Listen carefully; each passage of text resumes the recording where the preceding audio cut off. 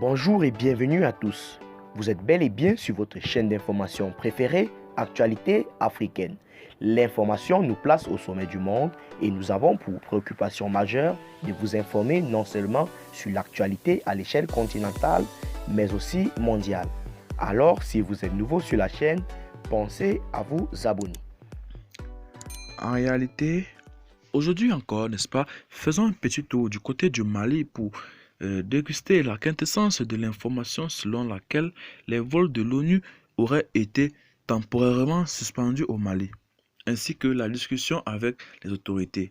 En effet, les vols réguliers des aéronefs de l'ONU au Mali ont été suspendus temporairement dans l'attente de résultats de discussions avec les autorités maliennes sur de nouvelles procédures, a annoncé lundi le porte-parole de l'organisation, Stéphane Dujarric.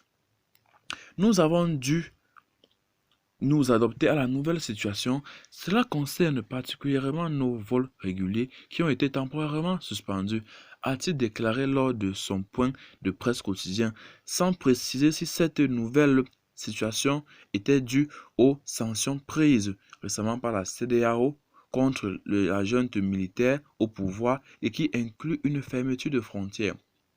De plus, nous sommes actuellement en discussion avec nos partenaires maliens sur les nouvelles procédures qu'ils ont mises en place pour approuver les vols de l'ONU, a aussi informé Stéphane Dujarric. Néanmoins, des mécanismes ont été proposés par les autorités maliennes la semaine dernière et nous sommes confiants qu'une solution pourra être trouvée dans les plus brefs délais qui nous permettra, n'est-ce pas, de reprendre le fonctionnement normal de nos services conformément à notre mandat, a-t-il également précisé. En plus, la force des casques bleus MINUSMA contre la France effectue constamment les vols entre les sous-régions et le Mali.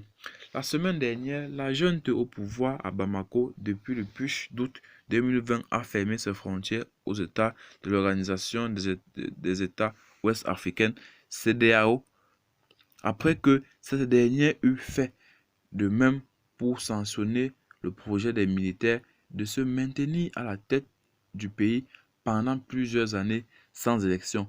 Depuis mercredi dernier, la question suivante est posée: la liberté de mouvement des appareils militaires entrant ou sortant de l'espace aérien en provenance ou vers des États ouest-africains en question, notamment ceux de la MINUSMA et de la France. La MINUSMA compte 13,280 militaires et 1920 policiers au Mali. C'est donc sur ce terme que nous mettons fin à notre petite minute d'information. Abonnez-vous à la chaîne si elle n'est pas encore faite. Partagez la vidéo si vous l'avez trouvée intéressante et surtout abonnez-vous pour ne rater aucune de nos prochaines vidéos. Bye bye.